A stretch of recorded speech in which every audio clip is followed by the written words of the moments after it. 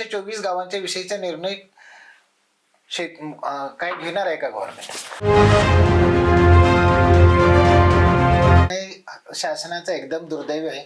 सर्वप्रथम मी शासनाच्या या निर्णयाचा निषेध करतो. मंत्रालयात गेलो, त्यांना भेटलो आणि त्यांना सांगितलं की साहेब हा फार दुर्दैवी निर्णय आणि शेतकऱ्यांचा एवढा कंप्लीट अपोज असताना सुद्धा हे कसं काय शासनाने निर्णय घेतला, म्हणजे याच्यामध्ये काय लॉजिक आहे? आम्हाला सुनावणी का दिली नाही? त्यांनी सांगितलं की सुनावणी देणे हे कायद्याला बंधनकारक नाही.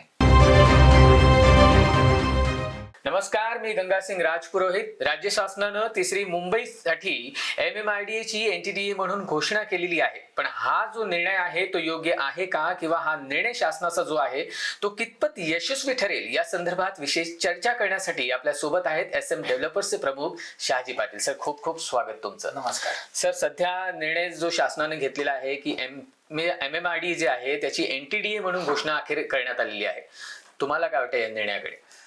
निर्णय शासनाचा एकदम दुर्दैव आहे.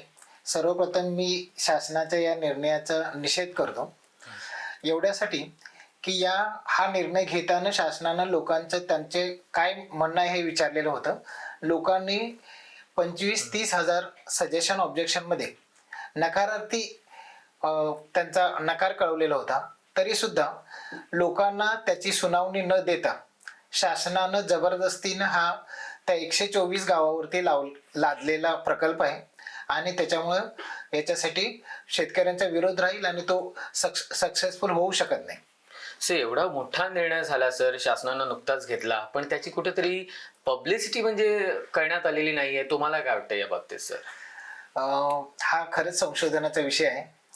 मी या विषयाकडे फार बारकाईनं बरेच वर्षापासून लक्ष देते आणि पर्टिक्युलरली या सजेशन ऑब्जेक्शन नंतर मी गव्हर्नमेंटनं गेल्या 1 महिन्याभरात 300-350 निर्णय घेतले. मी त्यावेळेला बारकाईनं बघत होतो की या 124 गावांच्या विषयीचा निर्णय काय घेणार आहे का गव्हर्नमेंट? याच्यामध्ये आम्ही आमच्या सुनावणीसाठी वाट बघत होतो. पण 15 तारखेपर्यंत आचारसंहिता डिक्लेअर झाल्यानंतर सगळ्या प्रकारच्या त्यांच्या मंत्रिमंडळाच्या मीटिंग झाल्या आणि याविषयी गव्हर्नमेंटमध्ये कुठेही वाच्यता नव्हती. पण मला कुठून तरी आतून वाटत होतं की गव्हर्नमेंट काहीतरी चुकीचं नाही करायला पाहिजे. मी 17 तारखेला न राहून कोकण भवनला फोन केला आणि JDTP ऑफिसला विचारलं की आम्ही सुनावणीची वाट बघतोय आणि तुमचं काय म्हणणं आहे? तर त्याने असं सांगितलं की आम्ही सुनावणी देणार नाही आणि आमचं जे म्हणणं आहे ते आम्ही शासनाला पाठवलं. मी म्हटलं आता शासनाने बरेच डिसिजन घेतलेले आहेत, त्यामध्ये या संदर्भात पण काही डिसिजन घेतलेलं आहे का? तर त्यांनी मला असं सांगितलं की आमच्यापर्यंत अजून डिसिजनची माहिती नाही. मग मी लगेच मंत्रालयामध्ये त्या कोकण आणि मुंबईशी रिलेटेड जे डेप्युटी सेक्रेटरी आहेत त्यांना फोन लावला आणि त्याने विचारलं की साहेब NTDA म्हणून जी काही घोषणेची तुमचा जो काही प्रस्ताव होता तर त्या संदर्भात काय झालं म्हणून. तर त्यांनी सांगितलं की आम्ही तो त्या पद्धतीचा GR पास केलेला आहे आणि तो निघालेला आहे GR आणि आम्ही MMRDA ची NTDA म्हणून घोषणा केलेली आहे. मी लगेच मंत्रालयात गेलो, त्यांना भेटलो आणि त्यांना सांगितलं की साहेब हा फार दुर्दैवी निर्णय आणि शेतकऱ्यांचा एवढा कंप्लीट अपोज असताना सुद्धा हे कसं काय शासनाने निर्णय घेतला, म्हणजे याच्यामध्ये काय लॉजिक आहे? आम्हाला सुनावणी का दिली नाही? त्यांनी सांगितलं की सुनावणी देणे हे कायद्याला बंधनकारक नाही. म्हणलो ठीक आहे. तरी सुद्धा आम्ही जे काही हरकती मांडल्या होत्या त्या हरकतीमध्ये 100% लोकांनी ह्या प्रकल्पाला 113(1) खाली अपोज केलेला असताना सुद्धा हा शासनाला निर्णय घेण्याचं कारण काय? तर त्यांचं असं मत पडलं की आम्ही पर्सनल लेवलवरती ॲज अ ऑफिसर म्हणून गव्हर्नमेंटला हा शेतकऱ्यांच्यावरती अन्याय असेल ह्याची कल्पना दिली. आपण जर असा निर्णय घेतला तर तो चुकीचा होईल असंही सांगितलं.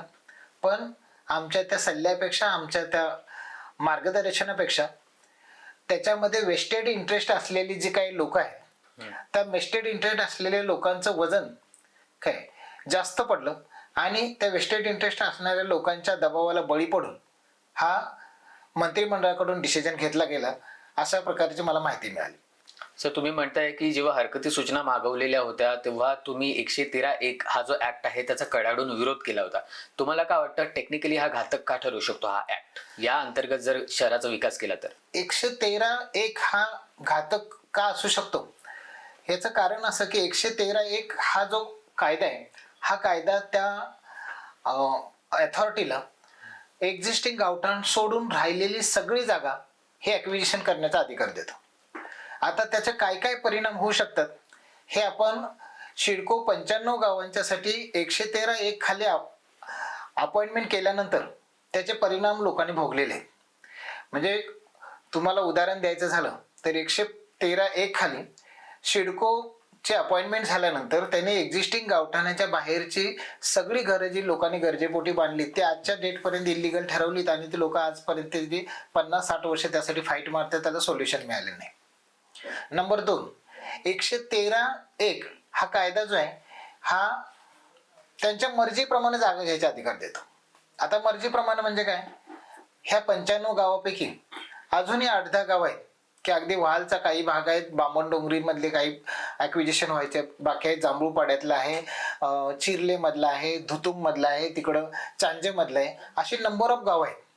म्हणजे अजून हजारो एकर जागा ही सिडकोने घेतली नाही आणि सिडको ती घेणार अशी गोष्ट 1970ला सांगितलेली. म्हणजे गेल्या 50-60 वर्षामध्ये ही सिडकोनं जागा घेतली नाही, त्याच्यासाठी लोकांच्याकडे दुसरं ऑप्शन नाही. त्या 50-60 वर्षापासून लोक त्या जागेवरती काही करू शकले नाहीत. 113(1) जे आहे हे त्या ऑर्गनायझेशनला, त्या अथॉरिटीला लोकांच्या मालकीच्या जागेवरती कुठल्याही प्रकारचा विकास करायला परवानगीच देत नाही.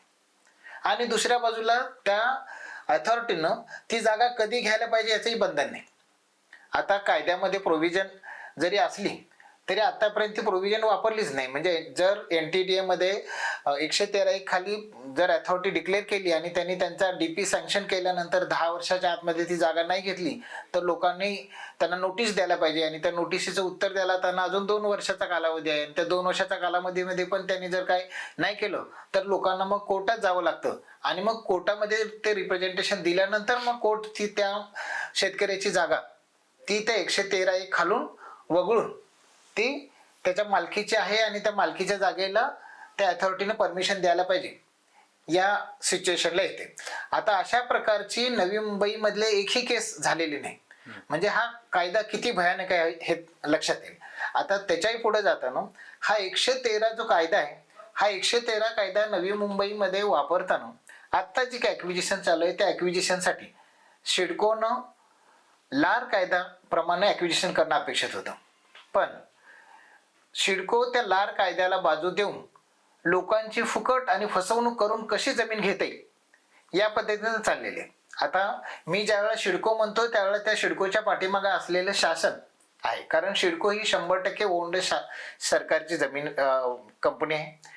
या सिडकोनं एक असा लार आल्यानंतर एक असं बोर्ड रिझोल्युशन केलेलं आहे आणि त्या बोर्ड रिझोल्युशन मध्ये त्यांनी असं म्हटलेलं आहे की आम्ही याच्या पुढं 1 गुंठा ही जागा, 1 स्क्वेअर मीटर ही जागा लार 2013 या कायद्याखाली घेऊ शकत नाही असं त्यांनी डिक्लेअर केलं.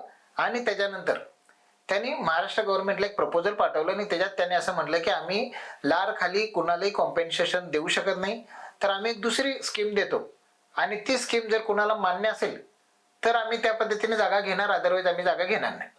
आता ती दुसरी स्कीम म्हणजे 22.5%, म्हणजे लार मध्ये मार्केटच्या किमतीच्या 4 पट किंमत देऊन जागा घेऊन 20% मालकी हक्काची, निव्वळ मालकी हक्काची डेव्हलप्ड जागा परत देणं अपेक्षित असताना त्याला फाटा देऊन सरकारनं म्हणजे सिडकोनं लोकांच्या समोर असं प्रारूप आणलं की तुमची 100 गुंठे जागा घेणार आणि त्याच्या बदल्यात तुम्हाला 15.75 गुंठे जागा देणार आणि ती 15.75 गुंठे जागा डेव्हलप करण्यासाठी 1 गुंठ्याला 10 लाखाप्रमाणे तुमच्याकडून 1,75,00,000 रुपये घेणार.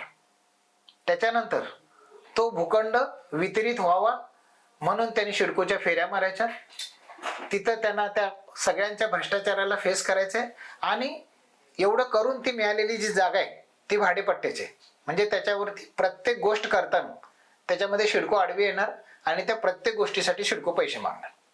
म्हणजे या प्रकारचं लार मधली एवढी चांगली प्रोव्हिजन जी आहे ती जर गव्हर्नमेंट वापरू शकत नसेल, ती तर फेल झालेली असेल, तर परत तशाच प्रकारचं प्रारूप आणून लोकांना फसवण्याची गव्हर्नमेंटच्या डोक्यामध्ये काय येते हा संशोधनाचा विषय आहे. सर, लार कायदा नेमका हा इन शॉर्ट मध्ये नेमका काय आहे, त्याची डेफिनेशन काय आहे, जेणेकरून आमच्या प्रेक्षकांना कळू द्या किंवा शेतकऱ्यांना कळू द्या याबाबत. लार कायदा जो आहे हा लार 2013 हा कायदा त्यावेळेच्या सरकारनं आणला. त्यावेळेच्या सरकारपेक्षा जास्त कॉन्ट्रीब्युशन त्यावेळेच्या विरोधी पार्टीचं होतं, कारण त्या कायद्यावरती भरपूर संशोधन होऊन फार चांगल्या प्रकारचा कायदा आणला. कायदा आणताना त्याचा पर्पज असा होता की ज्यावेळेला आपण नवीन एखादी काहीतरी गोष्ट करायला जातो आणि त्या एरियाचा विकास होणार असतो, त्यावेळेला त्या एरियामध्ये जी जमीनचे मालकी असलेले जे शेतकरी आहेत त्यांनी एवढी शेकडो वर्ष जी धरून ठेवलेली जमीन आहे ते आपण त्यांच्याकडनं काढून घेतो जबरदस्तीनं त्या प्रकल्पासाठी आणि त्यांना तिथून बाहेर घालवतो आणि त्यांना त्याचं प्रॉपर त्या डेव्हलपमेंटमध्ये त्यांचं कॉन्ट्रीब्युशन होत नाही. मग त्यासाठी त्यांनी काय केलं की त्या एरियामध्ये ती जागा घेताना प्रकल्पासाठी त्या मार्केट किंमत जी असेल त्या मार्केट किमतीच्या 4 पट किंमत ती त्या शेतकऱ्याला मिळायला पाहिजे, कारण ती जागा तो विलिंगली देत नाही, त्याला पण जबरदस्तीने ती जागा घेते. आता ती जागा 4 पट मार्केटच्या किमतीच्या घेतल्यानंतर परत उद्या तिथे विकास होणार आहे, त्या विकासामध्ये तो भागीदार असावा म्हणून त्या जागेपैकी 20% जागा जी आहे ही त्या शेतकऱ्याला परत मिळायला पाहिजे आणि त्या 20% जागेवरती त्या आजूबाजूला ज्या प्रकारचा विकास होणार आहे त्या प्रकारचा विकास तो शेतकरी पण करू शकेल आणि तो त्या विकासामध्ये भागीदार राहील पुढेपर्यंत. सर, कलम 113(1) जर इतक्या अडचणी त्या कलमामुळे सर एका शहराच्या विकासामध्ये येत असतील तर तुम्हाला काय वाटतं कोणता असा ऍक्ट किंवा कलम आहे की ज्याच्यामुळे कुठेतरी शहराला कुठेतरी तो एक फ्रुटफुल ठरू शकतो भविष्यात त्याच्या विकासाकरिता? शहराच्या विकासासाठी संपूर्ण महाराष्ट्रामध्ये लोकांनी ऍक्सेप्ट केलेलं जे मॉडेल आहे ते सेक्शन 40 आहे. सेक्शन 40 मध्ये स्पेशल प्लॅनिंग अथॉरिटी म्हणून जर नेमणूक झाली तर त्या सेक्शन 40 मध्ये त्या जागेची मालकी लोकांच्याकडेच राहते आणि त्या जागेचा विकास करण्यासाठी जे काही अथॉरिटी दिलेले जे काही ऑर्गनायझेशन असेल ते ऑर्गनायझेशन त्या तिथल्या डेव्हलपमेंटची काळजी घेईल, तिथलं प्लॅनिंग डीपी प्लॅन बनवेल आणि त्याच्यानंतर लोकांना जे काही तिथला विकास करायचा आहे त्याचे रेग्युलेशनला परवानगी देईल. यामध्ये असं आहे की आता उदाहरणच द्यायचं झालं तर आता अख्ख्या महाराष्ट्रामध्ये UDCPR अस्तित्वात आलेला आहे आणि UDCPR अस्तित्वात असताना जर सेक्शन 40 खाली एखाद्या भागाचा विकास करायला जर दिलं तर ती प्लॅनिंग अथॉरिटी त्या एरियामध्ये रोड्स आणि ओपन स्पेस आणि ते गार्डन आणि ते टाकल्यानंतर त्या जमीन मालकाला त्याच्या 60% क्षेत्रफळ हे विकासासाठी बांधकामासाठी उपलब्ध होतं. आता हे जे 60%चं जे प्रारूप आहे हे 60%चं आयडियल प्रारूप आहे, पण उदाहरण द्यायचं झालं तर नैना हा जो एरिया आहे नैना हा एरिया महाराष्ट्र गव्हर्नमेंटनं सिडकोला सेक्शन 40 खाली स्पेशल प्लॅनिंग अथॉरिटी म्हणून दिला. तिथं ही 60% जागा शेतकऱ्यांना मिळणं अपेक्षित होतं, पण त्या 60% जागेमध्ये डेव्हलपमेंट करताना सगळे लोक एकदम ती जागा देतील का नाही किंवा अजून त्याच्यामध्ये डेव्हलपमेंटच्या वेळेला शेतकऱ्यांना काही कॉन्ट्रीब्यूट करता येईल का नाही असं म्हणून सिडकोने एक असं मॉडेल पुढे ठेवलं की सुरुवातीला त्यांनी मंजूर करताना 50% केलं, 50% शेतकऱ्यांना देऊ आणि 50% आम्ही घेऊ असं. त्याच्या पुढे जाऊन अजून त्याच्यामध्ये त्यांनी थोडी सुधारणा करून त्यांनी असं केलं की ते 40% आम्ही शेतकऱ्याला देऊ आणि 2.5 FSI देऊ, म्हणजे 100% त्याला FSI देऊ आणि 60% आमच्याकडे ठेवू. या मॉडेलमध्ये तो जो 40% प्लॉट मिळतो त्याच्या डेव्हलपमेंटसाठी 1 रुपया सुद्धा त्या शेतकऱ्याला द्यावा लागणार नाही आणि सगळं इन्फ्रास्ट्रक्चर करून सिडकोने देणं अपेक्षित आहे. आता हे करताना सिडकोकडून एक बदमाशी केली गेली ॲज अ ऑर्गनायझेशन, ते असे की त्यांनी त्या एरियामधला जो क्रीम एरिया आहे तो त्यांनी ग्रोथ सेंटर म्हणून आपल्याकडे ठेवला आणि बाकीचा एरिया जो आहे त्या एरियापैकी लोकांना ते 40% दिलं. आता अशी अपेक्षा आहे की लोकशाहीमध्ये लोकांना समोर ठेवून ते या गव्हर्नमेंटच्या ऑर्गनायझेशननी काम करायला पाहिजे, पण आता तसं होताना दिसत नाही. पण 40% जे डेव्हलप करून प्लॉट देतील त्याच्यामध्ये सुद्धा लोकांना चांगल्या प्रकारे त्याचा फायदा होऊ शकतो. त्यामुळं हे जे सेक्शन 40चं मॉडेल आहे लोकांना समजून घेण्यासाठी अगदी कुठलीही महानगरपालिका घेतली तरी त्या महानगरपालिकेच्या एरियामधल्या ज्या डेव्हलपमेंट आहेत ती महानगरपालिका रोड्स आणि बाकीच्या डेव्हलप करतं आणि त्याच्यानंतर ज्या जागे मालकाची ओनरशिप आहे तो मालक त्यांच्याकडे परमिशनला जाऊ शकतो आणि त्याची परमिशन ते देऊ शकतात. म्हणजे 113 हे जबरदस्तीनं लोकांचे मालकी हक्क काढून घेतं आणि सेक्शन 40 हे लोकांचा मालकी हक्क अबाधित ठेवून त्या जागेचा विकास करतात. मग सर, आता ज्याप्रमाणे हा निर्णय आता शासनानं घेतलेला आहे, तर काय वाटतं, शेतकऱ्यांच्या जमिनी कुठेतरी संपादित करून बळकावण्याचा प्रयत्न कुठेतरी दिसतोय का, किंवा काही त्यांच्या मुलांना कुठेतरी किंवा शेतकऱ्यांना लुबाडण्याचा हा प्रयत्न शासनाचा आहे का? निश्चितच आहे. या 124 गावाची जमिनीचा हा जबरदस्तीनं निर्णय घेताना त्याची जर पार्श्वभूमी बघितली तर त्या 2-3 गोष्टी मला इथं मांडायच्या आहेत. नंबर 1, या एरियामध्ये पूर्वी SEZ महामुंबई SEZ होता आणि त्या महामुंबई SEZच्या नावाखाली 1506 हेक्टर जागा त्या कंपनीनं लोकांच्याकडून खरेदी केलेली होती. लोकांनी आंदोलन केलं आणि तो SEZ कॅन्सल झाला. तो SEZ कॅन्सल झाल्यानंतर त्या जमिनी ज्या आहेत त्या लोकांना परत देणं अपेक्षित होतं. कायद्याप्रमाणे त्या जमिनी परत द्यायची काय प्रोव्हिजन आहे त्याचं मला डिटेलिंग सांगता नाही येणार, पण ज्या किमतीला घेतल्या होत्या तेवढी किंमत परत देऊन ती जागा शेतकऱ्यांना परत द्यायला काही हरकत नाही असं माझं मत आहे. आता त्या जमिनी परत देण्याचं प्रोव्हिजन कायद्यामध्ये आहे, त्याच्यासाठी लोक हायकोर्टामध्ये लढतात. काही केसेस रायगड कलेक्टरकडे आहेत. हायकोर्टानं अलीकडंच रायगड कलेक्टरना सांगितलं होतं की तुमच्याकडच्या ह्या पेंडिंग केसेसचा निपटारा करा म्हणून. अलीकडपर्यंत रायगडच्या कलेक्टरनी त्याचा निपटारा केला नाही. मी आज जबाबदारीनं सांगतोय की हे जाणून बुजून डिले केलेलं होतं असं म्हणायला वाव आहे. आता हा एक गोष्ट झाली. दुसरी गोष्ट अशी की याच्यामध्ये काय आहे की हे जी 1506 हेक्टर जमीन आहे ही 1506 हेक्टर जमीन पॉकेट्समध्ये आहे. म्हणजे त्या कंपनीला ती जमीन घेताना एकसंघ जमीन मिळालेली नव्हती.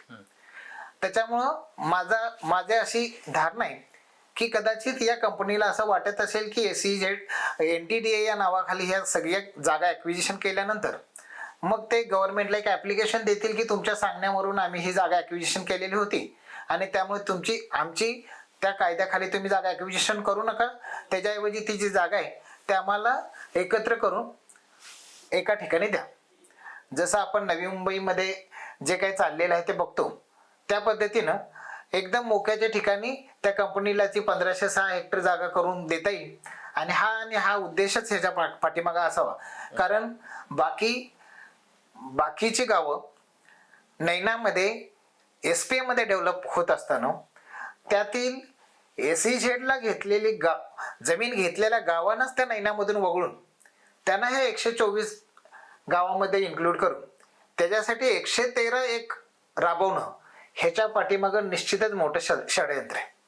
दुसरी एक मला गोष्ट याच्यामध्ये सांगायची आहे, हे 113 मध्ये जागा ॲक्विजिशन करताना ती जागेच्या मार्केट किमतीच्या 4 पट किंमत देणं अपेक्षित आहे. मी माझा एक्सपिरियन्स सांगतो की त्या एरियामध्ये गेल्या 5 वर्षामधून जागेच्या रेडी रेकनरची किंमत 1 रुपयानेही वाढलेली नाही.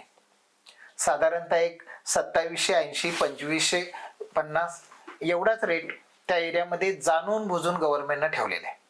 आता जसं नवी मुंबईमध्ये एअरपोर्ट येतोय, MTHLच्या ब्रिजच्या इन्फ्लुएन्शियल एरिया म्हणून या एरियाची डेव्हलपमेंट अपेक्षित आहे. मग जर MTHL ब्रिज कंप्लीट झालेला आहे, एअरपोर्ट आता एक 6 महिन्यात कंप्लीट होणार आहे, तर याच्या इन्फ्लुएन्समुळे जर नवी मुंबईतल्या सिडकोच्या जागेच्या किमती 4 पट वाढल्या तर त्या एरियातल्या जागेच्या किमती सुद्धा का 4 पट वाढल्या नाहीत? जर MTHL इन्फ्लुएन्शियल एरिया आहे तो एरिया, तर त्या MTHLचा इन्फ्लुएन्स होऊन त्या एअरपोर्टचा इन्फ्लुएन्स होऊन त्या जागेच्या किमती रेडी रेकनरमध्ये 4 पट वाढणं अपेक्षित होतं. त्या मुद्दाम वाढवलेल्या नाही.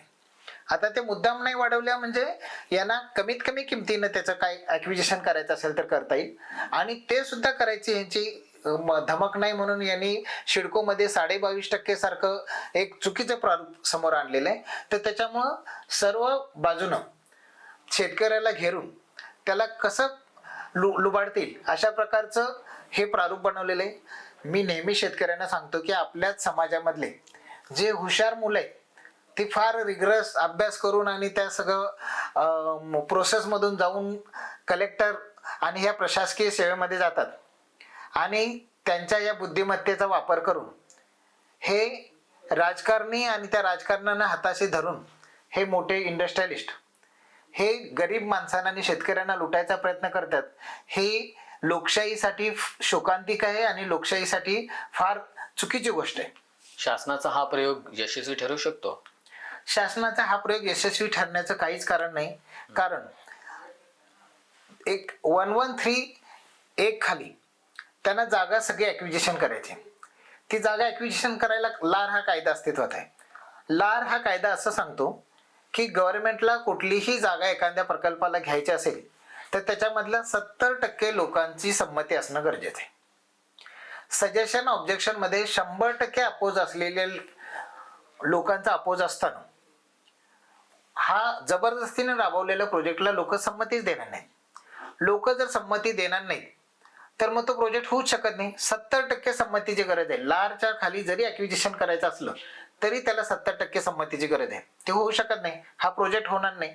मला अजून एक भीती आहे की या एरियामध्ये काही प्रोजेक्ट किंवा काही डेव्हलपमेंट होऊ नये का, अशा प्रकारचा एक कुठल्या तरी इंडस्ट्रियलिस्टचा दबाव आहे का? त्याचे कारण आहेत. त्याची कारण असे आहेत की नवी मुंबई डेव्हलप करताना नवी मुंबई डेव्हलप शासनाने केली, पण नवी मुंबई डेव्हलप केल्यानंतर त्यांच्याकडं जे काही रिसोर्सेस आले त्या सगळ्या रिसोर्सेसमध्ये त्यांनी सगळीकडचे इन्फ्रास्ट्रक्चर्स केले, त्याचे एअरपोर्ट बांधले, MTHL ब्रिजमध्ये त्यांनी काहीतरी कॉन्ट्रीब्युशन केलं असेल. आणि असं सगळं केल्यानंतर जी सिडकोकडं 4-5 हजार एकर जागा होती की ज्या जागेची किंमत आज 2.5-3 लाख कोटी आहे मार्केटची, ती 2.5-3 लाख कोटीची जमीन सिडकोनं 15-18 वर्षापूर्वी 60 रुपये फुटाच्या भावानं, म्हणजे ती 4,300 एकर जमीन निव्वळ 220 कोटीला नवी मुंबई SEZच्या नावाखाली दिली. त्या जागेवरती नवी मुंबई SEZ नावाची काही गोष्ट झालेली नाही. शासनानं वेळोवेळी त्याच्यामध्ये चेंजेस करून आज आपण अशा ठिकाणी उभा आहे की त्या 4,300 एकर जमिनीवरती कमर्शियल आणि रेसिडेन्शियल बिल्डिंग कच उभा राहतील. आता त्या 4,300 एकर जमिनी आहेत, त्याच्यावरचा विकास आहे. त्याच्यानंतर शिळफाट्यापासून इकडं तलोजापर्यंत ची जी जागा आहे ती काही मोठ्या बिझनेसमॅननी घेतलेली आहे. 4-5 हजार एकर त्यांची डेव्हलपमेंट आहे. म्हणजे आता या मोठ्या प्रकल्पाच्या आजूबाजूच्या शेतकऱ्यांच्या जमिनीचा विकास होऊन त्यांना त्याचा विकास पोचायच्या अगोदर ह्या मोठ्या इंडस्ट्रियलिस्टना त्यांच्याकडे असलेली जागेचा विकास करून त्याच्या विल्हेवाट लावून त्याची विक्री करून निघून जायचे. आणि त्याच्यानंतर पुढच्या 20 वर्षामध्ये मग आजूबाजूच्या लोकचा विकास किंवा त्या गोष्टीचा विचार व्हावा, अशा प्रकारचा एक थॉट असू शकतो. कारण त्याच्याशिवाय जर इथं प्रकल्प होणार नाही हे माहिती असताना सुद्धा प्रकल्प लादणं म्हणजे तिथं आंदोलन होणार, पुढच्या 10-15 वर्षात तिथं काय होणार नाही. म्हणजे या प्रकारचे कसं या मार्गाने जरी शेतकरी गेले तरी तोट्यात जातील, या मार्गाने गेले तरी तोट्यात जातील, अशा प्रकारचं हे प्रारूप आणलेलं आहे. मला इथं अजून एक प्रकर्षानं मांडायचं आहे की त्या एरियामधली जी 32 गाव होती त्याच्यामध्ये खोपटा टाउनशिप हा प्रोजेक्ट महाराष्ट्र गव्हर्नमेंटनं 2030 पासून SPM म्हणून राबवण्यासाठी सिडकोला दिला. सिडकोनं SPM म्हणून 20 वर्ष त्या प्रोजेक्टवरती काम केलं आणि काम करून त्याचा DP सँक्शन व्हायची वेळ आली त्यावेळेला 3 नोव्हेंबर 2023ला शासनाच्या दबावाखाली त्यांना हात वरती करायला लागले आणि आम्ही तो प्रोजेक्ट सोडून देतो म्हणायला लागलो. जर त्याची DP मंजूर झाली असती तर त्या एरियातली सगळी जागा आज कमर्शियल वापरासाठी उपलब्ध झाली असती आणि सगळ्यांच्या जागेची किंमत आज 10 पट झाली असती. सेम नैना मधली जी 80 गावं आहेत ती बाकीच्या जी नैना मधली गावं आहेत त्या गावांच्या सारखाच त्यांचा पण DP झाला असता, त्यांच्या पण TP स्कीम झाल्या असत्या आणि त्यांचे पण प्लॉटिंग होम त्यांना ते प्लॉटेड डेव्हलपमेंट मधले प्लॉट मिळाले असते तर त्यांच्याकडे पण अवेलेबल असलेले जे काही प्लॉट आहेत ते आजच्या विकासामध्ये अवेलेबल झाले असते. या दोन्ही गोष्टी नाही व्हाव्यात ह्याच्यासाठी शासनानं हे जाणून बुजून आणि फार विचार करून शेतकऱ्यांच्या पायावरती मारलेली कुऱ्हाड आहे असं मी समजतो. तर हा जर राजकीय निर्णय असेल तर कसं याला आपण प्रतिवाद करू शकतो? नागरिकांनी तुम्हाला काय वाटतं की प्रतिवाद केला पाहिजे, लिगली गेले पाहिजेत की नाही? 2 गोष्टी आहेत याच्यामध्ये. लिगली हा जो विषय आहे याच्यामध्ये लिगली जायला पाहिजे, टेक्निकली फाईट करायला पाहिजे आणि टेक्नॉलिकली पण ह्याच्यामध्ये लोकांचं प्रबोधन करायला पाहिजे. हा विषय कोर्टात घेऊन जायला पाहिजे. त्यासाठी लिगल एक्सपर्टची गरज लागणार. या विषयाचे काय परिणाम आहेत त्याच्या गोष्टीची जाणकारीसाठी याच्यासाठी टाउन प्लॅनर, आर्किटेक्ट ह्यांची गरज लागणार.